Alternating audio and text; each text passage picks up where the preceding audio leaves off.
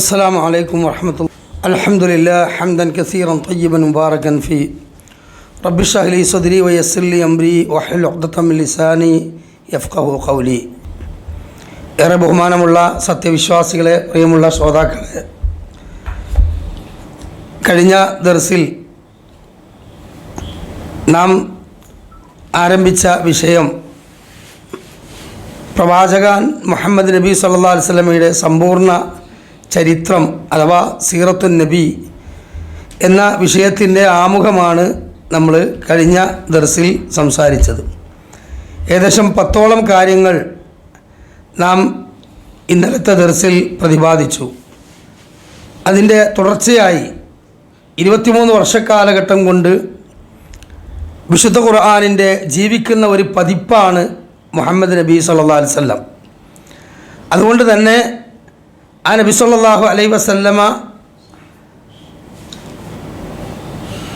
അതേ സംസ്കാരത്തിലും സ്വഭാവത്തിലും ഒരു സമൂഹത്തെ പൂർണ്ണമായും വാർത്തെടുത്തു എന്നുള്ളതാണ്. നിരീശ്വരവാദിയായ ജവഹർലാൽ നെഹ്റു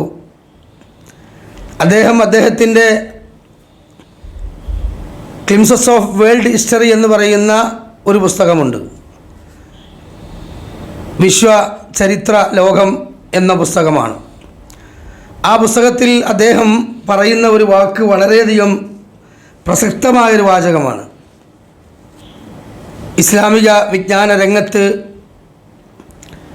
ലോകത്തുണ്ടായ പുരോഗതിയെ പറ്റിയാണ് അദ്ദേഹം പറഞ്ഞിട്ടുള്ളത്. അദ്ദേഹം പറഞ്ഞ വാചകം ആ മലയാള പുസ്തകത്തിൽ നിന്ന് ഞാൻ വായിക്കാം. കിഴക്ക് അറ്റ്ലാന്റിക്കിൻ്റെ തീരം മുതൽ പടിഞ്ഞാറ് ചൈനയുടെ അതിർത്തി വരെ വിശാലമായ ഒരു വിജ്ഞാന സാമ്രാജ്യം അറബികൾ ഖുർആനിൻ്റെ വിജ്ഞാന പ്രചോദനത്തിൽ മുഹമ്മദിൻ്റെ പ്രേരണയിൽ കെട്ടിപ്പടുത്തു എന്നാണ്. അപ്പോൾ ലോകത്തിൻ്റെ ഇരു ചക്രവാളങ്ങൾ മുട്ടുമാറ് പരിശുദ്ധമായ ഇസ്ലാം പ്രചരിക്കാൻ നബി സല്ലല്ലാഹു അലൈഹി വസല്ലമയുടെ പ്രൈമറി ഓഡിയൻസായ സ്വഹാബത്താണ് അതിൻ്റെ കാരണക്കാർ. ആ സ്വഹാബത്ത് ആരിൽ നിന്നാണ് അത് കൃത്യമായി ഏറ്റെടുത്തത്? നബി സല്ലല്ലാഹു അലൈഹി വസല്ലമയിൽ നിന്നാണ്.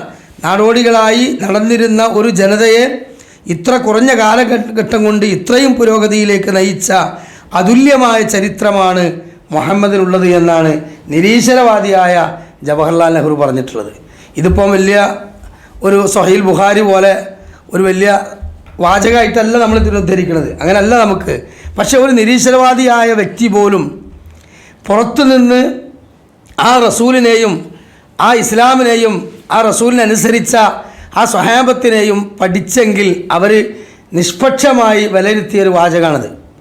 എങ്കിൽ ഈ ഖുർആൻ്റെ അനുയായികളായ, ഈ റസൂലുള്ളാഹി സ്വല്ലല്ലാഹു അലൈഹി വസല്ലമയുടെ അനുയായികളായ നമ്മൾ അടങ്ങുന്ന മുസ്ലിം സമുദായത്തിൻ്റെ അവസ്ഥ എന്താണ് എന്ന് നാം ഓരോരുത്തരും ചിന്തിക്കുക. നാം ഓരോരുത്തരും നമ്മുടെ സ്വന്തം നഫ്സിനോട് അതൊന്ന് ആലോചിക്കുക എന്നാണ് ഈ വിഷയത്തിൽ പറയാനുള്ളത്.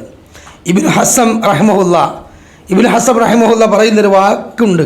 നബി സല്ലല്ലാഹു അലൈഹി വസല്ലമയുടെ ജീവിതത്തിൽ ഒരു മുഅ്ജിസത്തുകളും ഇല്ലെങ്കിൽ പോലും, ഒരൊറ്റ അത്ഭുതങ്ങൾ നബി സല്ലല്ലാഹു അലൈഹി വസല്ലമ കാണിച്ചിട്ടെങ്കിൽ പോലും അവിടുത്തെ ആ ഒരു ജീവിതം മാത്രം മതി എന്ത് നമുക്ക് പഠിക്കാനും മനസ്സിലാക്കാനും എന്ന്. അത്രത്തോളം പ്രൗഢഗംഭീരമാണ് നബി സല്ലല്ലാഹു അലൈഹി വസല്ലമയുടെ ജീവിത ചരിത്രം എന്നുള്ളതാണ്. അതുകൊണ്ട് സീറത്തുൻ നബി അത് പഠിക്കുന്നതിലൂടെ നബി സല്ലല്ലാഹു അലൈഹി വസല്ലമയുടെ സ്വഹാബത്തിന് ആ തലമുറയെക്കുറിച്ച് പഠിക്കാനും അവരെ സ്നേഹിക്കാനും അവരുടെ ജീവിതത്തിലെ എല്ലാ തരത്തിലുള്ള ക്ഷമയും അതുപോലെ തന്നെ ധൈര്യവും സത്യസന്ധതയും അങ്ങനെ തുടങ്ങി ജീവിതത്തിൽ ഉടനീളം അവർ കാണിച്ച എല്ലാ നന്മകളും നമുക്ക് പകർത്താനും എന്ത് ചെയ്യും? ഈ സീറത്തുൻ നബി എന്ന ചരിത്ര പഠനത്തിലൂടെ നമുക്ക് സാധിക്കും. അല്ലാഹു സുബ്ഹാനഹു വ തആല നമുക്ക് നാഫിയായ ഇൽമിനെ നൽകി അനുഗ്രഹിക്കുമാറാകട്ടെ. 13ാമത്തെ കാര്യം, നബി സല്ലല്ലാഹു അലൈഹി വസല്ലമയെ വിമർശിക്കുന്ന ആളുകൾക്ക് കൃത്യമായി നമുക്ക് മറുപടി പറയാൻ കഴിയും. സീറത്തുൻ നബി പഠിച്ചാലുള്ള സുഖം എന്താണ്? അതായത് ഈ നബി സല്ലല്ലാഹു അലൈഹി വസല്ലമയുടെ ചരിത്രം സമ്പൂർണ്ണമായി നാം പഠിക്കാൻ മനസ്സിലാക്കാൻ ശ്രമിച്ചു കഴിഞ്ഞാൽ നമുക്കുണ്ടാകുന്ന ഏറ്റവും വലിയ മറ്റൊരു കാര്യം എന്താണെന്ന് ചോദിച്ചാൽ ഇസ്ലാമിനെ വിമർശിക്കുന്നവർക്ക് കൃത്യമായി മറുപടി നൽകാൻ കഴിയും. അതാണ് കാരണം ഇസ്ലാമിനെ ഇന്ന് വിമർശിക്കാൻ വേണ്ടി മുസ്ലിം സമുദായത്തിൽ തന്നെ ഒരുപാട് സൈറ്റുകൾ പ്രവർത്തിച്ചു കൊണ്ടിരിക്കുന്നുണ്ട്. നമുക്കെല്ലാവർക്കും അറിയാം ഓറിയൻ്റലിസ്റ്റുകൾ അതിനു വേണ്ടി, അതേപോലെ തന്നെ സയനിസ്റ്റ് ലോബികളായ ഈ സയനിസ്റ്റ് ജൂത ക്രിസ്ത്യാനികൾ അതിനുവേണ്ടി യഥാർത്ഥത്തിൽ മുസ്ലിം സംഘടനകളിലേക്ക് എന്ത് ചെയ്യുന്നുണ്ട്? പല ഇസ്ലാമിക സംഘടനകളും വഴി ഫണ്ടുകൾ ഒഴുക്കി കൊടുക്കുന്നുണ്ട്. ആ ഫണ്ടുകൾ സ്വീകരിച്ച് ഈ കേരളത്തിൽ പോലും പച്ചയായ ജൂതായിസം, ഷിയായിസം അത് ഇസ്ലാമിനകത്ത് കുത്തിവെക്കുന്ന എത്രയോ വലിയ എഴുത്തുകാരും സാഹിത്യകാരന്മാരും മതപണ്ഡിതന്മാരും വരെ ഉണ്ട് എന്ന് ഇന്ന് കേരളത്തിലെ പഠനം നമുക്ക് വ്യക്തമാക്കി തരുന്നുണ്ട്. അപ്പോൾ അതുകൊണ്ട് നബി സല്ലല്ലാഹു അലൈഹി വസല്ലമയുടെ കാലഘട്ടത്തിൽ നബി സല്ലല്ലാഹു അലൈഹി വസല്ലമയെ നിമിഷക്കവികളായ ഖുറൈശികളിലെ എഴുത്തുകാർ കവിതകളിലൂടെ ശക്തമായ റസൂലിനെ എന്ത് ചെയ്തു? നിന്ദിച്ചു. വളരെ മോശമായ രൂപത്തിൽ നബി സല്ലല്ലാഹു അലൈഹി വസല്ലമയെ കുറിച്ച് പാടി. അതിന് നബി സല്ലല്ലാഹു അലൈഹി വസല്ലമയുടെ ഒരു ചോദ്യം സദസ്സിൽ വെച്ചുകൊണ്ട്, വാളുകൊണ്ട് ഇസ്ലാമിനെ സഹായിക്കുന്നവർ എൻ്റെ കൂടെയുണ്ട്, സമ്പത്ത് കൊണ്ട് ഇസ്ലാമിനെ സഹായിക്കുന്നവരുണ്ട്, പക്ഷേ കവിതയിലൂടെ എനിക്ക് നേരെയുള്ള ഈ ആക്ഷേപങ്ങൾക്ക് എഴുത്തിലൂടെ അതേപോലെ സംസാരത്തിലൂടെ ആര് മറുപടി പറയാനുണ്ട് എന്ന ചോദ്യത്തിന് മുമ്പിൽ ഹസ്സാൻ ബിൻ സാബിത്ത് റളിയല്ലാഹു അൻഹു എഴുന്നേറ്റ് നിന്നുകൊണ്ട് പറഞ്ഞു, ഞാൻ നബിയെ അങ്ങേ വിമർശിക്കുന്ന ഖുറൈശികൾക്കെതിരെ കവിത ചൊല്ലാം. അപ്പോൾ നബി സല്ലല്ലാഹു അലൈഹി വസല്ലം ചോദിച്ചു, ഹസ്സാനെ, ഞാനും ഖുറൈശിയല്ലേ? നീ ഖുറൈശികളെ മൊത്തത്തിൽ ചീത്ത വിളിക്കുമ്പോൾ, മൊത്തത്തിൽ വിമർശിക്കുമ്പോൾ അപ്പം എന്താ അവർ പറയും? അത് മുഹമ്മദും ഖുറൈശിയല്ലേ എന്ന് പറയുമ്പോൾ അത് എങ്ങനെ വിമർശിക്കുക എന്ന് ചോദിച്ചു. അതിന് അദ്ദേഹം പറഞ്ഞൊരു രസകരമായ ഒരു ഉദാഹരണമുണ്ട്. കുഴച്ച് വെച്ച മൈദമാവിൽ നിന്ന് ഒരു നൂല് വലിച്ചെടുക്കുന്നത് പോലെ താങ്കളെ ഞാൻ രക്ഷപ്പെടുത്തുകയും വിദഗ്ധമായി ഞാൻ അവർക്കെതിരെ പാടുകയും ചെയ്യുമെന്ന് പറഞ്ഞു. അപ്പോൾ നബി സല്ലല്ലാഹു അലൈഹി വസല്ലം പറഞ്ഞു, എന്ത്? നീ ആ വിഷയത്തിൽ ഇറങ്ങി പുറപ്പെടുക, നിനക്ക് സഹായിയായി അല്ലാഹു സുബ്ഹാനഹു വ തആല ഒരു മലക്കിനെ അള്ളാഹു ഏർപ്പെടുത്തും. അപ്പം ഇതേപോലെ ഇസ്ലാമിനെ വിമർശിക്കുന്നവർക്കെതിരെ എന്താ ചെയ്യേണ്ടത്? കവിതയിലൂടെ വിമർശിച്ചാൽ കവിതയിലൂടെ കൊടുക്കണം, ഒരു ലേഖനത്തിലൂടെയാണ് വിമർശിക്കുന്നത്, ലേഖനത്തിലൂടെ കൊടുക്കണം. അതിന് പകരം സീറത്തു നബി പഠിക്കുന്നതിന് പകരം നമ്മുടെ സമുദായത്തിൽ എന്താ ഉണ്ടായത്? വൈകാരിക ജീവികളുണ്ടായി. അതുകൊണ്ടാണ് പത്തനംതിട്ടയിലെ ഒരു അധ്യാപകൻ്റെ കൈ ഒരു പറ്റം മുസ്ലിം തീവ്രവാദികൾ എന്ത് ചെയ്തത്? റസൂലിനെതിരെ മോശമായ ഒരു പുസ്തകം എഴുതിയപ്പോൾ അദ്ദേഹത്തിൻ്റെ കൈ മുറിച്ച് കളഞ്ഞില്ലേ? ഇസ്ലാമിസ്റ്റുകളാണ് ചെയ്ത്. മുസ്ലിം സമുദായത്തിൽ കേരളത്തിൽ ഇസ്ലാമിൻ്റെ പേരിൽ പ്രവർത്തിക്കുന്ന ഒരു തീവ്ര സംഘടനയുടെ ആളുകളാണത് ചെയ്തത്. അത് ഇസ്ലാമല്ല, ആ രൂപത്തിലല്ല ഇസ്ലാം അതിനെ പഠിപ്പിച്ചത്. അതുകൊണ്ട് ഈ സീറത്തു നബി പഠിക്കുന്നതിലൂടെ നമുക്ക് എന്ത് ചെയ്യാൻ പറ്റും? മറ്റുള്ളവർക്ക് ഇസ്ലാം വളരെ എളുപ്പത്തിൽ എത്തിക്കാൻ പറ്റും. അപ്പോൾ നമുക്കറിയാം, പാശ്ചാത്യ ലോകത്ത് ഏറ്റവും കൂടുതൽ വളരുന്ന മതം ഏതാ? ഇസ്ലാമാണ്. ഏറ്റവും കൂടുതൽ തകരുന്ന മതം ഏതാണ്? ക്രിസ്ത്യാനി മതമാണ്.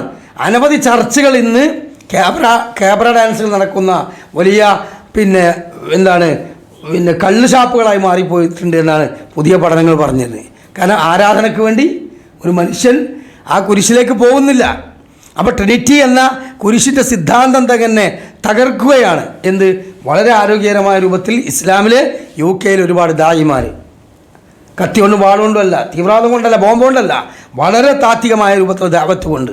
അപ്പോൾ അതുകൊണ്ട് പാശ്ചാത്യ ലോകത്ത് അനവധി ആളുകൾ പഠിക്കുന്നു, മാറുന്നു, മനസ്സിലാക്കുന്നു. നമ്മളിപ്പോഴും ആ ഖുർആൻ്റെ അർത്ഥം പഠിക്കാനും അത് മനസ്സിലാക്കാനുമുള്ള പരിഭാഷകളും ക്ലാസ്സുകളും സംവിധാനങ്ങളും സൈറ്റുകളും അതുപോലെ വാട്സപ്പ് ഗ്രൂപ്പുകളും ഒക്കെ നിറഞ്ഞു നിൽക്കുക. നമ്മളൊക്കെ മൊബൈലിൽ തന്നെ എത്ര ഗ്രൂപ്പാണ്!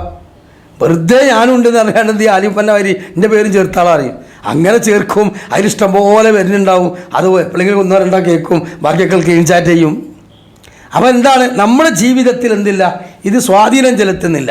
അതുകൊണ്ട് നബി സല്ലല്ലാഹു അലൈഹി വസല്ലമയുടെ സീറകൾ നമ്മൾ എന്ത് ചെയ്യണം? ഇൻഷാ അല്ലാഹ് അത് പഠിക്കണം എന്നുള്ളതാണ്. പാശ്ചാത്യ ലോകത്ത് വേൾഡ് ട്രേഡ് സെൻറ്റർ തകർക്കപ്പെട്ടപ്പോൾ, പെൻറ്റഗൺ തകർക്കപ്പെട്ടപ്പോൾ എന്താ ഉണ്ടായത്? ഇസ്ലാമിനെ ഏറെ തെറ്റിദ്ധരിപ്പിച്ചു. അപ്പോൾ കൂടുതൽ പഠിക്കാൻ ശ്രമിച്ചു ആളുകൾ. അപ്പോഴാണ് ഇസ്ലാം എന്നത് ഒരിക്കലും ഭീകരവാദമോ തീവ്രവാദമോ അല്ല, ഒരിക്കലും മറ്റുള്ള മതസ്ഥരെ കഴുത്തെടുക്കാൻ പറഞ്ഞ ഗ്രന്ഥമല്ല ഖുർആൻ, മുഹമ്മദ് എന്ന് അവർ മനസ്സിലാക്കി ഇഷ്ടംപോലെ ആൾക്കാർ എന്ത് ചെയ്തു? ഇസ്ലാമിലേക്ക് വന്നു. നമുക്കറിയാം, കേരളക്കരയിലേക്ക് കച്ചവട ആവശ്യാർത്ഥം വന്ന മാലിക് ദീനാർ, ആ മാലിക് ദീനാറും കൂട്ടും ഈ കേരളത്തിൽ പ്രവാചകൻ്റെ അനുയായികളായ അവരുടെ സ്വഭാവ ഗുണങ്ങൾ കണ്ടുകൊണ്ട് ഇവിടെയുള്ള സാമൂതിരി കുടുംബവും അതുപോലെ മുസ്ലിങ്ങളൊക്കെ കൈനീട്ടി സ്വീകരിച്ചു. അവരെ മക്കളവർക്ക് ഇസ്ലാം സ്വീകരിച്ച് ഷഹാദത്ത് കലിമ ചൊല്ലി വിവാഹം കഴിപ്പിച്ചു കൊടുത്തു. പള്ളികൾ ഉണ്ടാക്കാനുള്ള സൗകര്യം ഉണ്ടാക്കി, അല്ലേ? അമ്പലമുറ്റങ്ങൾ വരെ അവർക്ക് എന്ത് ചെയ്തു? ആരാധനയ്ക്ക് വേണ്ടി ഒഴിഞ്ഞു കൊടുത്തു. അത്രത്തോളം ഇടപഴകിയതെന്നുള്ള ഇവരെ സ്വഭാവ ഗുണമാണ്. മാപ്പിള എന്ന പേര് ഇപ്പോൾ നമ്മൾ പറയണം, മാപ്പിളാര്. ശരിക്കും മഹാപിള്ള എന്നതിൽ നിന്നുണ്ടായതാണ് മാപ്പിള. എന്താ ഈ മഹാപിള്ള എന്ന് പറഞ്ഞാൽ? മാലിക് ദീനാറും കൂട്ടും വന്ന സമയത്ത് അവർക്ക് ഇളനീം വെട്ടി കൊടുത്തു എന്നാ. അപ്പോൾ ഇത് എവിടുന്നാണ് എടുത്തത്? അപ്പോൾ അത് ഇങ്ങനെ ഈ തെങ്ങുമെന്ന് എടുത്താണ്, അത് അന്യൻ്റെതാണ്, അവരോട് ചോദിച്ചിട്ടുണ്ടോ? അങ്ങനത്തെ ഒരു സംസ്കാരമൊന്നും അവിടെ ഇല്ല. അപ്പോൾ അവർ അത് ചോദിക്കുന്നത് കേട്ട് ഇവർ അത്ഭുതപ്പെടുകയാണ്. അതുപോലെ ഭക്ഷണം കഴിച്ചിട്ട് പല്ലിൽ കുത്താൻ വേണ്ടി ഒരു തെങ്ങിൻ്റെ ഓലയിൽ നിന്ന് ഈർക്കിലി എടുത്തപ്പോൾ അവരുടെ സമ്മതം കിട്ടിയിട്ടാണോ അത് എങ്കിലേ ഞങ്ങൾ പല്ല് കുത്തുള്ളൂ എന്ന് പറഞ്ഞപ്പോഴാണ് മഹാപിള്ളമാർ എന്നവർ പറഞ്ഞത്. അതാണ് പിന്നെ മാപ്പിളായത്. പക്ഷെ ഇന്ന് മാപ്പിള എന്ന് പറഞ്ഞാൽ അവിടുന്ന് പാഞ്ഞു വെച്ചിലാവും. കാരണം എന്താണ്? മാപ്പിളാരുടെ സ്വഭാവം, മാപ്പിളാരുടെ നമ്മളെ സംസ്കാരങ്ങൾ.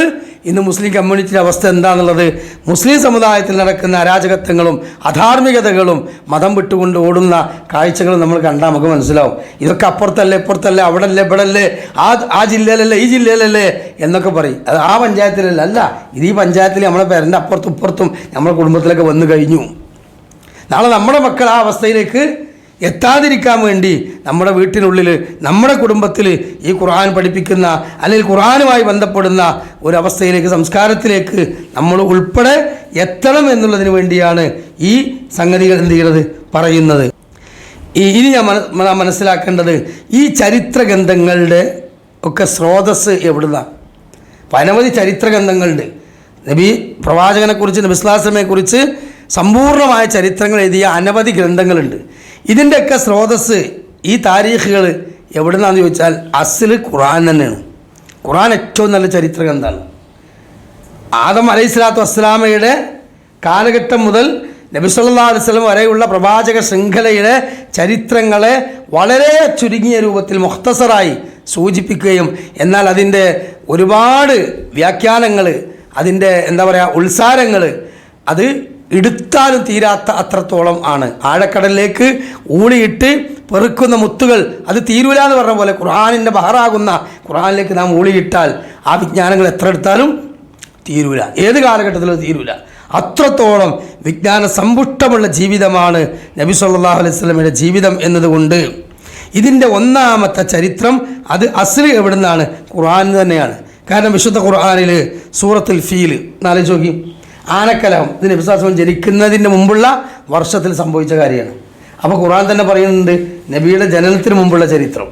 സൂറത്തുൽ ഫീൽ ആനക്കലഹവുമായി ബന്ധപ്പെട്ടുകൊണ്ട് സൂറത്തുൽ ദുഹയിൽ കാണാം, അലം യജിദിക യതീമൻ ഫഹാവ. ഉണ്ടോ? അദ്ദേഹത്തെ എന്താണ് യതീമായൊരു സംഭവം. അപ്പോൾ പ്രവാചകൻ്റെ യതീമായ കുട്ടിക്കാലം ഖുർആൻ പറയാണ്. അതേപോലെ തന്നെ അലം നശ്റഹ് ലക സദ്റക്, ആ പ്രവാചകൻ ഓടി നടന്നുകൊണ്ടിരിക്കുന്നതിനിടയിൽ കളിക്കുന്നതിനിടയിൽ പിടിച്ചു വെച്ച് നെഞ്ചു കീറി ആ റസൂലിൻ്റെ ഹൃദയത്തിൽ നിന്ന് ഒരു എന്താ പറയുക ആ ഒരു ഫാജറാത്തുകൾ എടുത്ത് പൂർണ്ണമായും കൈപ്പിനെടുത്ത് ഒഴിവാക്കി വീണ്ടും ആ ഹൃദയം മലക്കുകൾ തുന്നിച്ചേർത്ത സംഭവം അത് ഖുർആൻ പറയുകയാണ്. അപ്പോൾ അത് ചരിത്രം പറയുന്നുണ്ട്. അതേപോലെ തന്നെ പിന്നീട് സാമ്പത്തികമായ ഭദ്രത കൈവന്ന ഒരു കാലഘട്ടം, ഖദീജ റളിയല്ലാഹു അൻഹ എന്ന തറവാടിയെയും വലിയ ധനാഢ്യതയെയും വിവാഹം കഴിച്ച ആ സംഭവം, ഫവജദക ആഇലൻ ഫഅന എന്ന് പറഞ്ഞ സംഭവങ്ങൾ ഖുർആൻ വ്യക്തമായി പറയാണ്. അതിനുശേഷം പിന്നീട് ആ പ്രവാചകൻ സൗർ ഗുഹയിൽ പോയി ഇറാ ഗുഹയിൽ പോയിരിക്കുകയും അവിടുന്ന് മലക്ക് ആലിംഗനം ചെയ്യുകയും ഇഖ്റ ബിസ്മി റബ്ബിക്കൽ ലദീ ഖലഖ് എന്ന് പറഞ്ഞ ഖുർആൻ്റെ അവതരണ ചരിത്രം ഉണ്ടോ? അതേപോലെ തന്നെ പിന്നീട് ശേഷം കഠിനമായ മക്കയിലെ പീഡനങ്ങൾ ഖുർആൻ പറഞ്ഞു തന്നു. അനവധി പീഡനങ്ങളെക്കുറിച്ച് അതിൽ സഹാബത്ത് ചോദിച്ച ചോദ്യം വരെ ഖുർആൻ പറഞ്ഞു, മത്താ നസ്റുല്ലാഹ്, മത്താ നസ്റുല്ലാഹ്, എപ്പോഴാണ് നബിയെ ഞങ്ങൾക്ക് അല്ലാഹുവിൻ്റെ സഹായം വരിക? അലാ ഇന്ന നസ്റുല്ലാഹി കരീം, അറിയണം അല്ലാഹുവിൻ്റെ സഹായം അടുത്ത് തന്നെ ഉണ്ട് എന്ന. അപ്പോൾ ആ സംഭവങ്ങൾ അതിൽ പറയുന്നുണ്ട്. അതേപോലെ പീഡന രൂക്ഷമായ സമയത്ത് അവിടുന്ന് ഹിജ്റ പോയത്, എത്യോപ്യയിലേക്കുള്ള ഹിജ്റയെപ്പറ്റി അല്ലേ, അതേപോലെ മദീനയിലേക്കുള്ള ഹിജ്റയെപ്പറ്റി വിശുദ്ധ ഖുർആൻ തന്നെ വ്യക്തമായി കൊണ്ട് നമുക്ക് പറഞ്ഞു തരുന്നുണ്ട്. അതുപോലെ സൗർ ഗുഹയിലെ സംഭവം, ലാ തഹ്സൻ ഇന്നല്ലാഹ മഅനാ, എന്തിനാണ് വിഷമിക്കുന്നത്, അള്ളാഹു ഉണ്ട് നമ്മളെ കൂടെ എന്ന് പറഞ്ഞ സംഭവങ്ങൾ. അതേപോലെ ഖിബ്ല മാറ്റം, ഖുർആൻ്റെ ചരിത്രങ്ങൾ പറഞ്ഞ ഇതന്നെ ഖുർആനിലാണ്. അതേപോലെ തന്നെ യുദ്ധങ്ങളുടെ ചരിത്രങ്ങൾ, ഇത് തസ്തഈസൂന റബ്ബക്കും ഫസ്തജാബ ലക്കും, നബി സല്ലല്ലാഹു അലൈഹി വസല്ലം ബദറിൽ ദുആ ചെയ്തത് ഖുർആൻ തന്നെ എടുത്തു പറയണം. അപ്പോൾ ബദർ ചരിത്രം ഉണ്ടോ? അങ്ങനെ പിന്നെ ഹുദൈബിയ സന്ധിയെക്കുറിച്ച് ഖുർആൻ വ്യക്തമായി പറയുന്നുണ്ട്. ഖുർആൻ പഠിച്ചാൽ ഈ സന്ധികൾ നമുക്ക് മനസ്സിലാക്കാൻ കഴിയും. അതേപോലെ പിന്നെ നമുക്കറിയാം അറഫ, റസൂലുള്ളാഹി സ്വല്ലല്ലാഹു അലൈഹി വസല്ലം ഹജ്ജ് ഖുർആൻ പറയുന്നുണ്ട്. അതേപോലെ തന്നെ പിന്നീടുള്ള ഇദാ ജാഅ നസ്റുല്ലാഹി വൽ ഫതഹ്, മക്കയും മദീനയും ഇസ്ലാമിലേക്ക് പൂർണ്ണമായും കീഴൊതുങ്ങിയ ഫതഹ്, മക്ക ഫതഹ്. ഇദാ ജാഅ നസ്റുല്ലാഹി വൽ ഫത്ഹ് എന്ന മക്കം ഫത്ഹിനെ കുറിച്ച്, അതേപോലെ അൽയൗമ അക്മൽതു ലക്കും ദീനക്കും വ അത്മംതു അലൈക്കും നിഅമതി, ഇസ്ലാം ദീൻ സീല് വെച്ച സംഭവങ്ങൾ കണ്ടോ. ഇത്ര വ്യക്തമായി കൊണ്ട് മാത്രമല്ല റസൂലുള്ളാഹി സ്വല്ലല്ലാഹു അലൈഹി വസല്ലമയുടെ മുഖത്തെക്കുറിച്ച്, നബി സല്ലല്ലാഹു അലൈഹി വസല്ലമയുടെ കണ്ണിനെക്കുറിച്ച്, നബി സല്ലല്ലാഹു അലൈഹി വസല്ലമയുടെ കാൽപാദങ്ങളെക്കുറിച്ച്, റസൂൽ സല്ലല്ലാഹു അലൈഹി വസല്ലമയുടെ കൈവിരലുകളെക്കുറിച്ച് ഒക്കെ ഖുർആൻ വർണ്ണിക്കുന്നുണ്ട്. ഇതൊന്നും ചരിത്രഗ്രന്ഥത്തിലല്ല, ഖുർആനിൽ തന്നെ ഉണ്ട് അല്ലേ. ഖദ് നറാ തഖല്ലുബ വജ്ഹിക, കണ്ടോ താങ്കളുടെ മുഖത്തെ അള്ളാഹുവിലേക്ക് തിരിക്കുന്ന നാം കാണുന്നു. അപ്പോൾ റസൂലുള്ളാഹിയുടെ മുഖത്തെ പറ്റിയാണല്ലോ പറയുന്നത്. അതേപോലെ തന്നെ വലാ തമുദ്ദന്ന ഐനൈക, റസൂലുള്ളാഹി സ്വല്ലല്ലാഹു അലൈഹി വസല്ലമയുടെ കണ്ണിനെ പറ്റിയാണ് പറയുന്നത്. അതേപോലെ വലാ തജ്അൽ യദക മഗ്ലൂലത, റസൂലുള്ളാഹി സ്വല്ലല്ലാഹു അലൈഹി വസല്ലമയുടെ കയ്യിനെ സംബന്ധിച്ച് അവിടെ പറയുന്നുണ്ട്. അപ്പോൾ ഈ ചരിത്രഗ്രന്ഥങ്ങൾ, ഒന്നാമത്തത് ഖുർആൻ തന്നെയാണ് അതിൻ്റെ സ്രോതസ്സ്. ഇനി രണ്ടാമത്തത് ഹദീസ് ഗ്രന്ഥങ്ങളിൽ നിന്നാണ് ചരിത്രഗ്രന്ഥങ്ങളുടെ സ്രോതസ്സ്. അപ്പോൾ ഈ ചരിത്രഗ്രന്ഥം നമ്മളിപ്പോൾ പറയുമ്പോൾ നമ്മുടെ മനസ്സിൽ എന്താ, ചരിത്രഗ്രന്ഥം എന്ന് പറഞ്ഞാൽ അതൊരു ഹിസ്റ്റോറിക്കൽ ചരിത്രം, അത് ആരെങ്കിലൊക്കെ കുറേ അങ്ങനെ അവിടെ നിന്നൊക്കെ എഴുതി വെച്ചത്, അതൊരു അഡ്രസ്സും ഉണ്ടാവില്ല, ചിലപ്പോൾ പല കഥ, അങ്ങനെ ഒരു ധാരണ നമ്മൾ ആളുകൾക്കുണ്ട്. അല്ല, ഖുർആനിൽ നിന്നാണ്, റസൂലിൻ്റെ ഹദീസിൽ നിന്നാണ്, അതിനെ സഹാബത്തിൻ്റെ മക്കളിൽ നിന്നാണ് അതിൻ്റെ ചരിത്രങ്ങൾ ആരംഭിക്കുന്നത്. അതിൻ്റെ സ്രോതസ് അവിടെ നിന്നാണ്. രണ്ടാമത്തെ ശ്രേഷ്ഠത എന്ന് പറയുന്നത് ഹദീസാണ്. അതായത് റസൂലുള്ളാഹി സ്വല്ലല്ലാഹു അലൈഹി വസല്ലമയുടെ ഫിഅൽ, നബി സല്ലല്ലാഹു അലൈഹി വസല്ലമയുടെ ഖൗല്, നബി സല്ലല്ലാഹു അലൈഹി വസല്ലമയുടെ തഖ്രീറുകൾ, നബി സല്ലല്ലാഹു അലൈഹി വസല്ലം ഹമ്മുകൾ, അതായത് വാക്ക്, പ്രവൃത്തി, മൗനാനുവാദം നബി സല്ലല്ലാഹു അലൈഹി വസല്ലം ഭാവിയിൽ ചെയ്യാൻ വേണ്ടി പറഞ്ഞത്, ഇതെല്ലാം വ്യക്തമായി രേഖപ്പെടുത്തിയിട്ടുണ്ട്. ആര്? സ്വഹാബത്ത് രേഖപ്പെടുത്തിയിട്ടുണ്ട്. അത് സനദോടുകൂടിയാണ്. അൽ ഇസ്നാദു മിന ദീൻ, ദീൻ എന്ന് പറഞ്ഞാൽ എന്താണ്? സനദ് നിർബന്ധമാണ് അല്ലേ. സനദില്ലാത്തൊരു കാര്യം ദീനാവില്ല. അപ്പോൾ ദീനിലുള്ള ഏറ്റവും വലിയൊരു സംഗതി സനദാണ്. അപ്പോൾ അതുകൊണ്ട് സനദോടുകൂടി തന്നെ രേഖപ്പെടുത്തിയ ഹദീസ് ഗ്രന്ഥമാണ് ബുഖാരിയും മുസ്ലിമും. പിന്നെ ഇതിൽ ഹദീസ് ഗ്രന്ഥങ്ങൾ, അതിനെ മൊത്തത്തിൽ നമ്മളെന്ത് പറയും? നമ്മുടെ നാട്ടിൽ പറയാറുണ്ട് സിഹാഹു സിത്ത. ആ വാക്ക് സൂക്ഷ്മതയിൽ യഥാർത്ഥത്തിൽ ഒഴിവാക്കേണ്ട കാര്യമാണ്. സൂക്ഷ്മത എന്താ വെച്ചാൽ സിഹാഹു സിത്ത എന്ന് പറഞ്ഞാൽ 6 സ്വഹീഹായ ഗ്രന്ഥങ്ങളാണ്. 6 ഗ്രന്ഥങ്ങൾ സ്വഹീഹല്ല, കുത്തുബ് സിത്ത എന്നാണ് പറയേണ്ടത്, കുത്തുബ് സിത്ത. എന്നാൽ സ്വഹീഹൈനി എന്ന് പറഞ്ഞത് ഏത് മാത്രമാണ്? ബുഖാരിയും മുസ്ലിമുമാണ്. മുത്തഫഖുൻ അലൈഹി എന്ന് പറഞ്ഞാൽ ഏതിനെയാണ്? ബുഖാരിയും മുസ്ലിമും സംയുക്തമായി രചിക്കുന്നതിനെയാണ്. അപ്പം സിഹാഹു സിത്ത എന്ന് പറയുന്നതിനേക്കാൾ സൂക്ഷ്മതയുള്ള പാക്ക് എന്താണ്? കുത്തുബു സിത്ത എന്ന് പറയലാണ് ഏറ്റവും നല്ലത് എന്ന് നമ്മൾ മനസ്സിലാക്കണം. എന്നാൽ ഈ കുത്തുബ് സിത്ത മാത്രമാണോ ഹദീസ് ഗ്രന്ഥം? അല്ല, ഒരുപാട് മുസന്നഫുകളുണ്ട്. മുസന്നഫുകളുള്ളതുപോലെ തന്നെ നമുക്കറിയാം നിരവധി എന്തുണ്ട്, മുസ്നദുകളുണ്ട്. മുസ്നദ് ഇമാം അഹ്മദ് റഹ്മത്തുള്ളാഹി അലൈഹിയുടെ, ഇമാം അഹ്മദിൻ്റെ മുസ്നദ്, അതേപോലെ തന്നെ ഇബ്നു അബീ ഷൈബയുടെ മുസന്നഫ്, ഹദീസ് മുസന്നഫ് അബീ ഷൈബ, ഇമാം അഹ്മദ് ഹംബലി, അതേപോലെ തന്നെ അൽ മുഅത്ത, ഇമാം മാലിക് റഹ്മത്തുള്ളാഹി അലൈഹിയുടെ അൽ മുഅത്ത ഹദീസ് ഗ്രന്ഥമാണ്. ഈ കുതുബ് സിത്തക്ക് പുറമുള്ളതാണൊക്കെ. അതേപോലെ തന്നെ അർബഊൻ നബവിയ, ഇമാം നബവി റഹ്മത്തുള്ളാഹി അലൈഹിയുടെ, അബൂ സക്കരിയ യഹ്യ ഇബ്നു ഷറഫ് നബവി റഹ്മത്തുള്ളാഹി അലൈഹിയുടെ 40ഓളം ഹദീസുകൾ രേഖപ്പെടുത്തിയ അർബഊൻ നബവിയ. ഇതൊക്കെ എന്താണ്? ഈ കുതുബ് സിത്തക്ക് പുറമെയുള്ള ഹദീസ് ഗ്രന്ഥങ്ങൾ തന്നെയാണ്. അപ്പം ഒരു അത്ഭുതകരമായൊരു സംഗതി പറയാം. ഈ സീറയുടെ സ്വാധീനം എത്രത്തോളമുണ്ട്. നമ്മളിതിനൊക്കെ ഒരു നിസ്സാരമായിട്ടാണ് പല ആളുകളും ഇതിനൊക്കെ കാണുന്നത്. അങ്ങനത്തെ ഒരു സീറ സംഘടിപ്പിക്കുന്ന ഒരു ക്ലാസ്സിൽ വിളിച്ചാൽ ഒന്ന് വരിയെന്ന് പറഞ്ഞാൽ ആ ക്ലാസ് തുടങ്ങിയാൽ എന്തുണ്ടാവും? ചിലപ്പോൾ 50 ആൾ 60 ആളൊക്കെ ഉണ്ടാവും. പക്ഷെ അതങ്ങനെ എപ്പിസോഡായിട്ട് 4-5 ക്ലാസ് പോകുമ്പോഴത്തിന് ആൾ കുറഞ്ഞ് ലാസ്റ്റ് എന്തുണ്ടാവും? ആ ക്ലാസ് എടുക്കുന്ന ആൾ 1, 2, 3 ആളുകളെ സദസ്സിലുണ്ടാവുള്ളൂ. എന്താ? ആളുകൾക്ക് ഇതിൽ നിന്നൊക്കെ അകന്നു പോകാനാണ് യഥാർത്ഥത്തിൽ താല്പര്യം. നമ്മൾ മനസ്സിലാക്കേണ്ടത് ഒരു പണ്ഡിതൻ്റെ അനുഭവം. എന്താ അറിയോ? ഒരു പണ്ഡിതൻ്റെ അനുഭവം. അദ്ദേഹം പറയുകയാണെന്ത്, അദ്ദേഹത്തിൻ്റെ കൂടെ ഒരു സുഹൃത്തുണ്ടായിരുന്നു. അദ്ദേഹം വളരെയധികം റസൂലിനെയും റസൂലിൻ്റെ ഹദീസുകളൊക്കെ നിഷേധിക്കുന്ന ഒരാളായിരുന്നു. പച്ചക്ക് നിഷേധിക്കും. വളരെയധികം പ്രവാചകനെയും ഹദീസിനെയും പരിഹസിക്കുന്ന ഒരാളായിരുന്നു. പക്ഷെ അദ്ദേഹത്തോട് എങ്ങനെ സംസാരിച്ചാലും അതിനൊക്കെ അദ്ദേഹം കുതന്ത്രം പറയും. അപ്പോൾ ഈ പണ്ഡിതൻ എന്ത് ചെയ്തു? ഒരു ദിവസം പറഞ്ഞു, നിങ്ങൾ ഹദീസും വേണ്ടതാ, ഇതൊരു സീറാണ്, റസൂലുള്ളാഹിയുടെ ചരിത്രമാണ്, നിങ്ങൾ ആത്മാർത്ഥമായിട്ട് ഇതൊന്ന് വായിക്കി എന്നും പറഞ്ഞ് കൊടുത്തുപോയി. പിന്നീട് ഒരു വർഷത്തിന് ശേഷം അദ്ദേഹത്തെ വീണ്ടും കണ്ടുമുട്ടി ഈ പണ്ഡിതൻ. അപ്പോൾ ഈ പണ്ഡിതൻ പറയുകയാണെന്ത്, ആ വർഷത്തെ കണ്ടുമുട്ടിയപ്പോൾ ആ വ്യക്തി ഇദ്ദേഹത്തെ കെട്ടിപ്പിടിച്ചുകൊണ്ട് കരഞ്ഞു എന്നാണ്. അന്ന് റസൂലിൻ്റെ ഹദീസിനെയൊക്കെ പരിഹസിച്ച് നടന്നിരുന്ന ആൾ ആ സീറ കിതാബ് വായിച്ചു എന്ന് മാത്രമല്ല, കെട്ടിപ്പിടിച്ച് കരഞ്ഞുകൊണ്ട് അദ്ദേഹം പറഞ്ഞു, ഞാൻ 15 തവണ നിങ്ങൾ തന്ന പുസ്തകം മാറി വായിച്ചു എന്നാണ്. 15 തവണ. അതിന് പുറമെ അനവധി ഹദീസ് ഗ്രന്ഥങ്ങളും ചരിത്ര ഗ്രന്ഥങ്ങളും അദ്ദേഹം വായിച്ചു എന്ന് മാത്രമല്ല, അദ്ദേഹം ശേഷം പറഞ്ഞ വാക്കെന്താണെന്ന് ചോദിച്ചാൽ, ഞാൻ പണ്ട് നിഷേധിക്കുകയും പരിഹസിക്കുകയും ചെയ്തിരുന്ന ആള് ഇങ്ങനെ ഒരു ഉത്തമനായ മനുഷ്യനായിരുന്നു. എന്നിട്ട് ഇപ്പം ഇന്ന് അയാളെ നാട്ടിലും പരിസരത്തുള്ള പള്ളികളിൽ ഹദീസ് ക്ലാസ് എടുക്കുന്ന ഒരു ആളായി മാറി, ഒരു അധ്യാപകനായി മാറിയിരിക്കുകയാണ്. ഒന്നാലോചിക്കുക. അപ്പോൾ ഇത് സീറയുടെ സ്വാധീനമാണ്. സീറ നമ്മൾ പഠിക്കൽ നിർബന്ധമാണ്. മൂന്നാമതായി ജീവചരിത്രം മാത്രം രേഖപ്പെടുത്തിയ റസൂലുള്ളാഹിയുടെ ജീവിത ചരിത്രം മാത്രം രേഖപ്പെടുത്തിയിട്ടുള്ള നിരവധി ഗ്രന്ഥങ്ങളുണ്ട്. അപ്പോൾ ഖുർആനിലാണ് നമ്മൾ പറഞ്ഞു, ഹദീസിൽ നിന്നാണ് നമ്മൾ പറഞ്ഞു.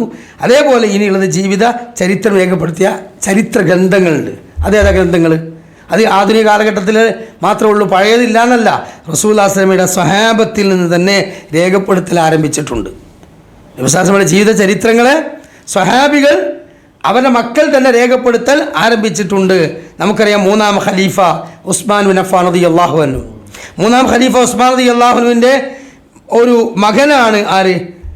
പിന്നെ അബാൻ ഇബ്നു ഉസ്മാൻ റളിയല്ലാഹു അൻഹു. അബാൻ ഇബ്നു ഉസ്മാൻ റളിയല്ലാഹു അൻഹു. ആ അബാൻ ഇബ്നു ഉസ്മാൻ റളിയല്ലാഹു അൻഹു മദീനയിലെ താബിഈങ്ങളിലെ പ്രധാന പണ്ഡിതനായിരുന്നു. മദീനയിൽ പ്രമുഖരായ ഫഖാഹു സബ്അ എന്ന് പറഞ്ഞ പ്രഗത്ഭരായ 7 പണ്ഡിതന്മാരുണ്ടായിരുന്നു. ഫഖാഹു സബ്അ, ഫഖീഹുള്ള പണ്ഡിതൻ. ഫഖീഹ് എന്ന് പറഞ്ഞാൽ തന്നെ എന്തായി, എല്ലാം തേഞ്ഞെന്ന് പറയില്ലേ, ഇരുത്തമെന്ന പണ്ഡിതന്മാരെന്ന് പറയില്ലേ. അങ്ങനെ ഫഖാഹു സബ്അയിൽപ്പെട്ട പ്രഗത്ഭ പണ്ഡിതനായിരുന്നു അബാൻ ഇബ്നു ഉസ്മാൻ ഇബ്നു അഫ്ഫാൻ റളിയല്ലാഹു അൻഹു. ഉസ്മാൻ റളിയല്ലാഹു അൻഹുവിൻ്റെ മകൻ. അതേ ഗണത്തിൽ തന്നെ ഉള്ള മറ്റൊരു പണ്ഡിതനായിരുന്നു, ആ കാലഘട്ടത്തിലെ താബി പണ്ഡിതനായിരുന്നു ഉർവത്ത് ഇബ്നു സുബൈർ റളിയല്ലാഹു അൻഹു. ആരാ ഉർവ എന്ന് പറഞ്ഞാൽ നമുക്കറിയാം, നബി സ്വല്ലല്ലാഹു അലൈഹി വസല്ലമയുടെ സ്വഹാബിയാണ് അല്ലേ. അശ്റത്തുൽ മുബശ്ശിരീങ്ങളിൽപ്പെട്ട ഒരു പ്രഗത്ഭ സഹാബിയാണ് ആര്? സുബൈർ ഇബ്നു അവ്വാം റളിയല്ലാഹു അൻഹു. അദ്ദേഹത്തിൻ്റെ മകനാണ് ആര്? ഉർവ ഇബ്നു സുബൈർ റളിയല്ലാഹു അൻഹു. ആ ഉർവ ഇബ്നു സുബൈർ റളിയല്ലാഹു അൻഹു ഇതേ കാലഘട്ടത്തിലെ പ്രഗത്ഭ പണ്ഡിതന്മാരിൽപ്പെട്ട താബിയാണ്. റസൂലുള്ളാഹിയുടെ സീറകൾ വളരെ ഭംഗിയായി എഴുതപ്പെട്ട ആളുകളാണ്.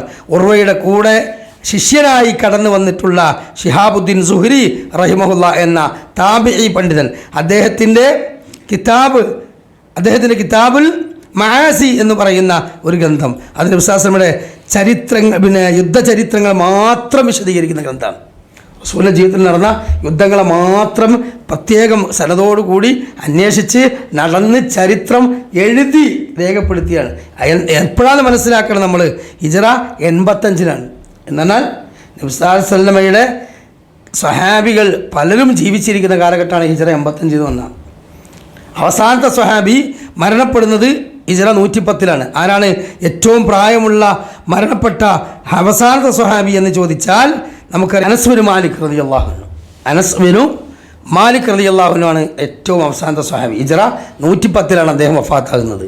അതേപോലെ തന്നെ ജാബിർ ബിൻ അബ്ദില്ലാ റളിയല്ലാഹു അൻഹു ഹിജ്റ 90-ലാണ് മരണപ്പെടുന്നത്. അപ്പോൾ ഈ കാലഘട്ടത്തിലാണ് യഥാർത്ഥത്തിൽ ഈ ഉസ്മാൻ റളിയല്ലാഹുവിൻ്റെ മകനും അതേപോലെ തന്നെ ഉർവ ഇബ്നു സുബൈർ റളിയല്ലാഹു അൻഹുവൊക്കെ താബിഈങ്ങളായി ഇവർ ഈ ഗ്രന്ഥങ്ങൾ എഴുതുന്നത്. അപ്പം എവിടുന്നെങ്കിലും എഴുതല്ല, കാരണം സ്വഹാബത്തിനെ കണ്ടിട്ടാണ് റസൂലിൻ്റെ ചരിത്രങ്ങൾ ഓല് ചോദിച്ചറിയുന്നത്. അപ്പം അതുകൊണ്ട് എന്തില്ല, തെറ്റുപറ്റാൻ സാധ്യതയില്ലാത്ത വിധം വളരെ ഭംഗിയായിക്കൊണ്ട് തന്നെ അവർ എഴുതിയിട്ടുണ്ട്. അതേപോലെ തന്നെ ഈ പറഞ്ഞ ഉർവയുടെ വിദ്യാർത്ഥിയുടെ ശിഷ്യനായ, അതായത് ഉർവയുടെ ശിഷ്യൻ്റെ ശിഷ്യനായ കടന്നു വന്നിട്ടുള്ള ഒരു വ്യക്തിയാണ് ഇമാം ഇബ്നു ഹിഷാം. ഇബ്നു ഹിഷാമിൻ്റെ ചരിത്രമാണ് ഏറ്റവും കൂടുതൽ ആളുകൾ വിവർത്തനം ചെയ്യപ്പെടുന്ന ഒരു ചരിത്ര ഗ്രന്ഥം. അബൂ മുഹമ്മദ് മാലിക് ഇബ്നു ഹിഷാം അദ്ദേഹം മരണപ്പെടുന്നത് ഹിജ്റ 213-ലാണ്. 10 വാള്യങ്ങൾ ഉണ്ടായിരുന്നു. ആ 10 വാള്യങ്ങൾ അതായത് ഉർവ ഈ രചിക്കപ്പെട്ട സീറത്ത് ഇബ്നു ഇസ്ഹാഖ് എന്ന് പറയുന്ന മുഹമ്മദ് ഇബ്നു ഇസ്ഹാഖ് രചിക്കപ്പെട്ട 10 വാള്യങ്ങളെ പിന്നീട് ഇബ്നു ഹിഷാം റഹ്മഹുല്ല മുഖ്തസറായി അഥവാ ചുരുക്കിയിട്ട് എന്ത് ചെയ്തു, 4 വാള്യങ്ങളിലേക്ക് അതിനെ കൊണ്ടുവന്നു. കാരണം ഇതിനു മുമ്പ് എഴുതിയ ഈ പണ്ഡിതന്മാരൊക്കെ എഴുതുന്ന കാലത്ത് ഒരു അച്ചടി മെഷീനില്ല, സംവിധാനങ്ങൾ ഉപയോഗിച്ച് ഒരു ഗ്രന്ഥശാലയില്ലാത്ത കാലഘട്ടത്തിൽ 10 വാള്യങ്ങളുള്ള ഗ്രന്ഥങ്ങൾ എഴുതിയുണ്ടാക്കിയെന്ന് പറഞ്ഞാൽ ചില്ലറ പ്രയത്നമാണോ? അതുകൊണ്ട് നമ്മൾ റസൂലുള്ളാഹി സ്വല്ലല്ലാഹു സ്വഹാബത്ത് പണ്ഡിതന്മാർ പറഞ്ഞ വാക്കുണ്ട്, എന്താ അറിയോ അമീർക്ക, ഈ ഒരു വാക്കുകൂടി കേട്ടോളെ. അതായത് പണ്ഡിതന്മാർ പറഞ്ഞൊരു വാചകമുണ്ട്, ഇൽമിൻ്റെ സദസ്സിലേക്ക് വരുമ്പോൾ പേനയില്ലാതെ വരുന്നവൻ യുദ്ധത്തിന് വാളില്ലാതെ പോകുന്നതിനെ പോലെയാണ്. ഒരു യുദ്ധഭൂമിയിലേക്ക് വാളില്ലാതെ പോയെന്ന സ്ഥിതി അതുപോലെയാണ് ഇൽമിൻ്റെ സദസ്സിലേക്ക് ഒരു പേപ്പറും പേനയും ഇല്ലാതെ വരുന്നവൻ. ശുഹദാക്കളുടെ രക്തത്തിനേക്കാൾ മഹത്വമാണ് ഇൽമെഴുതുന്ന മഷിക്ക് എന്ന് പണ്ഡിതന്മാർ വിശദീകരിച്ചിട്ടുണ്ട്. ശുഹദാക്കളുടെ രക്തത്തിന് തുല്യമായ പദവിയുണ്ട് ഇൽമ രേഖപ്പെടുത്തുന്ന മഷിക്ക് എങ്കിൽ എത്ര ആളുകൾ എഴുതുന്നുണ്ട്, പഠിക്കുന്നുണ്ട്. നമ്മളൊരു പ്രഭാഷണം കേട്ടാൽ നമ്മളെ സംബന്ധിച്ചിടത്തോളം അത് ഈ കാത് കൂടെ കേട്ട് ആ കാത് കൂടെ പോയി ഈ സദസ്സിന് ഇറങ്ങി നമ്മൾ ചോദിച്ചാൽ കിട്ടൂല. അപ്പോൾ നമുക്ക് ഇത് എഴുതി വെച്ചാൽ വീണ്ടും അത് വായിക്കാൻ പറ്റും. അപ്പോൾ നമുക്ക് മെമ്മറി പവർ കൂടും. ഇത് മറ്റൊരാൾക്ക് പറഞ്ഞു കൊടുക്കാൻ പറ്റും. ബല്ലിയു അന്നി വലു ആയ, നിങ്ങൾ എന്നിൽ നിന്നൊരു ആയത്തെങ്കിലും എത്തിച്ചു കൊടുക്കൂ അല്ലേ. അലാഫല്ലി ബല്ലി ഷാഹിദൽ ഗായിബ, നിങ്ങൾ ഇവിടെ ഹാജറുള്ളവരാണ്, ഹാജറില്ലാത്തതിലേക്ക് എത്തിച്ചു കൊടുക്കണം. ഈ ഒരു ദഅവത്തിൻ്റെ ദൗത്യം നമ്മൾ നിർവഹിച്ചില്ലെങ്കിൽ വല്ല അസറിൽ നമ്മളും പെടൂലേ. വല്ല അസർ ഇന്നൽ ഇൻസാന ലഫീ ഖുസ്ർ ഇല്ലല്ലദീന ആമനു വഅമിലു സ്വാലിഹാത്തി വതവാസൗ ബിൽ ഹഖ് വതവാസൗ ബിസ്സബ്ർ. ഈ 4 സൽഗുണങ്ങൾ ഒരാളിൽ ഒരുമിച്ച് സമ്മേളിക്കാത്തവർ തീർച്ചയായും തീരാ നഷ്ടത്തിലാണെന്നാണ്. അപ്പോൾ നമ്മളൊക്കെ നാളെ ആഖിറത്തിൽ ഈ ആദർശവും വെളിച്ചവും ഈ ഇൽമും കിട്ടിയതിൻ്റെ പേരിൽ മിന്നാമിനിങ്ങായി മാറാൻ പറ്റില്ല. മിന്നാമിനിങ്ങിൻ്റെ വെളിച്ചം കൊണ്ട് വേറൊരാൾക്ക് ഗുണം കിട്ടൂല. അത് ആ മിന്നാമിനിങ്ങിനെ കിട്ടുള്ളൂ. അതല്ല വേണ്ടത്. നമ്മളൊക്കെ സെർച്ച് ലൈറ്റുകളാകണം. നബിസ്വല്ലല്ലാഹു പറ്റി നമ്മൾ ഇന്നലെ പറഞ്ഞത് എന്താ? സിറാജം മുനീറ എന്നാണ്, കത്തിച്ചൊലിക്കുന്ന ഒരു വിളക്കുമാടമാണ് എന്നാണ്. ഇൻഷാ അല്ലാഹ് പോയി. അപ്പോൾ ഈ ഇബ്നു ഹിഷാം റഹ്മത്തുള്ളാഹി അലൈഹി ഈ 12 വാള്യങ്ങളെ 10 വാള്യങ്ങളെ മുഖ്തസറാക്കി 4 വാല്യങ്ങളിലേക്ക് കൊണ്ടുവന്നു. അതാണ് ഇബ്നു ഹിഷാം റഹ്മത്തുള്ളാഹിയുടെ സീറത്തുൻ നബവിയ്യ എന്ന് പറയുന്ന ചരിത്രഗ്രന്ഥം. ഇനി ഇമാം തബരിയുടെ അതേപോലെ തന്നെ താരീഖ് തബരി, അത് മറ്റൊരു ചരിത്രഗ്രന്ഥമാണ്. അതേപോലെ തന്നെ ഇബ്നു സഅദ് റഹ്മത്തുള്ളാഹിയുടെ തബഖാത്ത് മറ്റൊരു ചരിത്രഗ്രന്ഥമാണ്. അതേപോലെ തന്നെ ഇബ്നു കസീർ റഹ്മത്തുള്ളാഹി അലൈഹിയുടെ അൽ ബിദായത്തു വന്നിഹായ, നമ്മളെപ്പോഴും കേൾക്കുന്ന ഗ്രന്ഥമാണ് അൽ ബിദായത്തു വന്നിഹായ ഇബ്നു കസീർ റഹ്മത്തുള്ളാഹി അലൈഹിയുടെ. അതുപോലെ ഖത്തീഫുൽ ബഗ്ദാദിയുടെ താരീഖുൽ കബീർ. അതേപോലെ തന്നെ ഇബ്നു ഖയ്യിം റഹ്മത്തുള്ളാഹി അലൈഹിയുടെ സാദുൽ മആദ്. ഇതൊക്കെ സംവാദവേദികളിൽ നമ്മളിങ്ങനെ പേരുകളൊക്കെ കേൾക്കാറുണ്ട്, സാദുൽ മആദ്. അപ്പോൾ ഇതൊക്കെ അതിൽപ്പെട്ടതാണ്. ഇതേ ഗണത്തിൽ തന്നെ പിന്നീട് കടന്നു വരുന്ന ഒരു ഗ്രന്ഥമാണ് എന്ത്, പിന്നെ ഷമായിലുകൾ, അതായത് നബി സല്ലല്ലാഹു അലൈഹി വസല്ലമയുടെ വ്യക്തി സ്വഭാവ ഗുണങ്ങൾ ശീലങ്ങൾ അത് മാത്രം രേഖപ്പെടുത്തുന്ന ഗ്രന്ഥങ്ങൾ. റസൂലുള്ളാഹി സ്വല്ലല്ലാഹു അലൈഹി വസല്ലം എന്ന വ്യക്തി, ആ വ്യക്തിയുടെ സ്വഭാവ ഗുണങ്ങൾ, അവിടുത്തെ ശീലങ്ങൾ, അവിടുത്തെ മറ്റു ചിട്ടകൾ ഇത് മാത്രം രേഖപ്പെടുത്തിയിട്ടുള്ള ഷമായിലുകൾ എന്ന ഗ്രന്ഥം. ആ ഗ്രന്ഥത്തിൽ ഏറ്റവും പ്രധാനപ്പെട്ട ഒരു ഗ്രന്ഥമാണ് ഇമാം തിർമിദി റഹ്മത്തുള്ളാഹി അലൈഹിയുടെ ഷമാഇൽ തിർമിദി എന്ന് പറയുന്ന ഗ്രന്ഥം. ഇമാം തിർമിദി റഹ്മത്തുള്ളാഹി അലൈഹിയുടെ ഷമാഇൽ തിർമിദി എന്ന് പറയുന്നത് ഇത് മലയാളത്തിലേക്കും പരിഭാഷപ്പെടുത്തിയിട്ടുണ്ടെന്നാണ് കേൾക്കുന്നത്. അല്ലാഹു അലം. അപ്പോൾ അത് അത്രയും നല്ലൊരു ഭംഗിയായ ഗ്രന്ഥമാണ്. അതേപോലെ ഖാദി ഇയാദിൻ്റെ, അതേപോലെ നബി സല്ലല്ലാഹു അലൈഹി വസല്ലമയുടെ ജീവിതത്തിലെ സംഭവിച്ചിട്ടുള്ള മുഅ്ജിസത്തുകൾ അത്ഭുതങ്ങൾ മാത്രം രേഖപ്പെടുത്തിയിട്ടുള്ള മറ്റൊരു ഗ്രന്ഥമാണ് ഇമാം ബൈഹഖിയുടെ ദലാഇൽ നുബുവ എന്ന് പറയുന്ന ഗ്രന്ഥം. ഇമാം ബൈഹഖി റഹ്മത്തുള്ളാഹി അലൈഹിയുടെ 12 വാള്യങ്ങളുള്ള ദലാഇൽ നുബുവ, 12 വാള്യാണ്, എന്നാലോചിച്ച് നോക്കണം. അതേപോലെ തന്നെ മക്കയുടെയും മദീനയുടെയും ചരിത്രം മാത്രം പറയുന്ന ഒരു ഗ്രന്ഥമുണ്ട്. ഹിജ്റ 250 മരണപ്പെട്ട അബ്ദുൽ വലീദ് ഇബ്നു അസ്റഖ് എന്ന് പറയുന്ന പണ്ഡിതൻ എഴുതിയതാണ് താരീഖു മക്ക. അതിലും നബി സല്ലല്ലാഹു അലൈഹി വസല്ലമയുടെ ചരിത്രങ്ങൾ രേഖപ്പെടുത്തിയിട്ടുണ്ട്. ഇനി ഈ പുരാതന കാലഘട്ടങ്ങളിലുള്ള ഈ ക്ലാസിക് ഏജിലുള്ള ഈ ഗ്രന്ഥങ്ങളെ പറ്റിയാണ് നമ്മൾ ഇപ്പോൾ സംസാരിച്ചിട്ടുള്ളത്. പുരാതന കാലഘട്ടമാണ്. എന്നാൽ ആധുനിക കാലഘട്ടത്തിൽ ഈ പഴയ സീറകളെ ഒരുമിച്ച് ചേർത്തിക്കൊണ്ട് ഈ കാലഘട്ടത്തിന് അനുയോജ്യമായ രൂപത്തിൽ അനവധി ഗ്രന്ഥങ്ങൾ രചിച്ചിട്ടുണ്ട്. ഈ ആധുനിക കാലഘട്ടത്തിലും സീറകളുണ്ട്. അതിൽ നമുക്കറിയാം പിന്നെ പ്രസിദ്ധ ഗ്രന്ഥമായ മുഹമ്മദ് ഹുസൈൻ ഹൈക്കലിൻ്റെ പ്രവാചക ജീവിത ചരിത്രം പല ഭാഷകളിലേക്കും പരിഭാഷപ്പെടുത്തിയൊരു ഗ്രന്ഥമാണ്.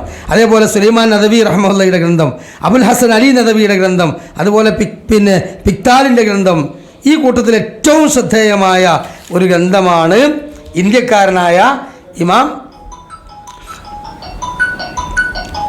മുബാറക് പൂരിയുടെ ഗ്രന്ഥം. ഇമാം മുബാറക് പൂരി അദ്ദേഹത്തിൻ്റെ ഗ്രന്ഥം. ഈ ഗ്രന്ഥം വളരെ അടുക്കും ചിട്ടയോടുകൂടിയുമാണ് അദ്ദേഹം രചിച്ചിട്ടുള്ളത്. വളരെ ഭംഗിയായൊരു ഗ്രന്ഥമാണ്. മാത്രമല്ല ഇതിൻ്റെ പിന്നിൽ വളരെ രസകരമായ ഒരു സംഭവമുണ്ട് ഈ ഗ്രന്ഥം. അതായത് ഇമാം മുബാറക് പൂരി റഹീഖുൽ മഖ്തൂം എന്ന് പറയുന്ന ഗ്രന്ഥം രചിക്കുന്നതിനുള്ള ഒരു സംഭവം ഉണ്ടായത് എങ്ങനെയായിരുന്നു? അതായത് 1979 സൗദി അറേബ്യയിൽ റാബിത്തത്തുൽ ആലമുൽ ഇസ്ലാമിയ എന്ന് പറയുന്ന ഒരു സംഘടന, ഒരു സംവിധാനം ഒരു വലിയ മത്സരം സംഘടിപ്പിച്ചു.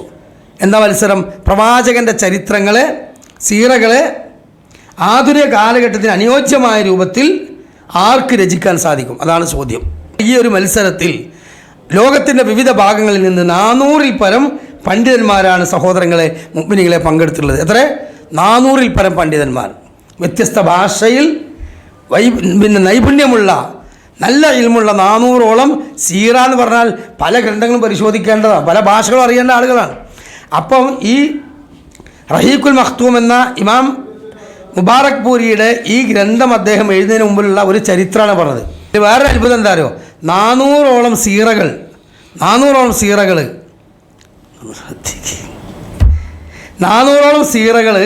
രേഖപ്പെടുത്തി. 400ഓളം സീറകൾ ആ കാലഘട്ടത്തിൽ വ്യത്യസ്ത ഭാഷയിൽ ഇറങ്ങി എന്ന് പറഞ്ഞാൽ അത്ഭുതമല്ലേ? ഈ മത്സരം ഉണ്ടായതുകൊണ്ട് അതിലേറ്റവും കൂടുതൽ ബെസ്റ്റ് ഗ്രന്ഥമായി പണ്ഡിതന്മാർ തിരഞ്ഞെടുത്തതാണിത്, ഇന്ത്യക്കാരനായ ഇമാം മുബാറക് പൂരിയുടെ താരീഖുൽ മഖ്തൂം. അപ്പോൾ നമുക്ക് അഭിമാനിക്കാം, നമ്മുടെ രാജ്യത്ത് നിന്നാണ് ആധുനിക കാലഘട്ടത്തിൽ ഏറ്റവും ശ്രദ്ധേയമായ ഒരു ഗ്രന്ഥം. അതുകൊണ്ട് തന്നെയാണ് ഈ റഹീഖുൽ മഖ്തൂം എന്ന് പറയുന്ന ഈ ഗ്രന്ഥം ഏറെ പ്രസിദ്ധമായിട്ടുള്ളത്. മാത്രമല്ല അദ്ദേഹം അത് രചിച്ചത് ഉറുദുവിലോ ഹിന്ദിയിലോ അല്ല, മറിച്ച് ശുദ്ധമായ ഖുർആൻ്റെ ഭാഷയായ അറബിയിലാണ് രചിച്ചത്. അത് അതിലേറെ അത്ഭുതമാണ്. ഇന്ത്യക്കാരൻ, അദ്ദേഹത്തിനാണ് മസ്റ്റ് കിട്ടിയത്. എഴുതാൻ വേണ്ടി 4 മാസം അദ്ദേഹത്തിൻ്റെ വീട്ടിലെ ഗ്രന്ഥശാലയിൽ കയറിയിട്ട് അദ്ദേഹം വാതിലടച്ചിരുന്ന, തിന്നാനും കക്കൂസ് പോകാനും നിസ്കരിക്കാനും പ്രാഥമിക ആവശ്യത്തിന് മാത്രമേ ഇറങ്ങുള്ളൂ. ബാക്കി ഒരൊറ്റ സംഗതിക്കും പുറത്തിറങ്ങാതെ 4 മാസം അദ്ദേഹത്തിൻ്റെ ഖുതുബാത്തിൽ കയറി ഇരുന്നിട്ടാണ് അദ്ദേഹം ഈ റഹീഖുൽ മഖ്തൂം എന്ന ഗ്രന്ഥം ഇമാം മുബാറക് പൂരി റഹ്മത്തുള്ളാഹി രചിക്കുന്നത്.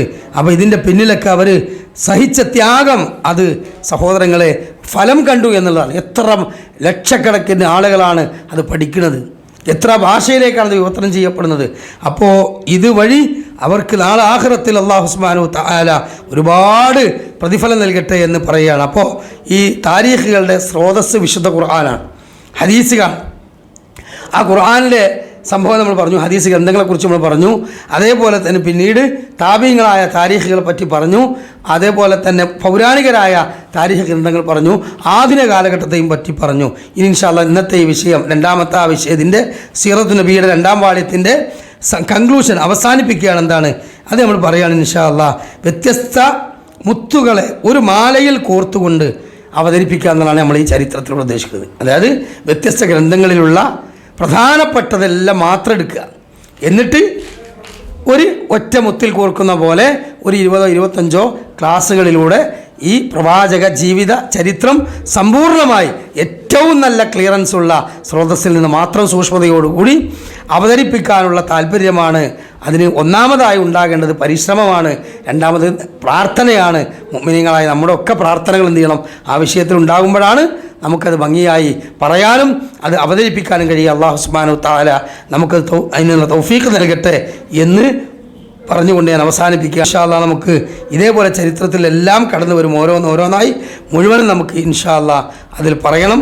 അല്ലാഹു സുബ്ഹാനഹു തആല ഈ സീറയെ കൃത്യമായി പറയാനും അത് കേൾക്കാനും അത് ഉൾക്കൊള്ളാനും ജീവിതത്തിൽ പകർത്താനും കഴിയുന്നത് മറ്റുള്ളവരിലേക്ക് എത്തിച്ചു കൊടുക്കാനും അതിലൂടെ നാളെ അള്ളാഹുവിൻ്റെ റസൂൽ സ്വല്ലല്ലാഹു അലൈഹി വസല്ലമയുടെ ആ സ്വഹാബത്തിൻ്റെ കൂടെ അള്ളാഹുവിൻ്റെ തൃപ്തി നേടിക്കൊണ്ട് സ്വർഗത്തിൽ പ്രവേശിക്കാനും നമുക്ക് അള്ളാഹു തൗഫീഖ് നൽകുമാറാകട്ടെ. ربنا تقبل منا إنك أنت السميع العليم. ربنا آتنا في الدنيا حسنة وفي الآخرة حسنة وقنا عذاب النار. سبحان ربك رب العزة عما يصفون وسلام على المرسلين والحمد لله رب العالمين. أقول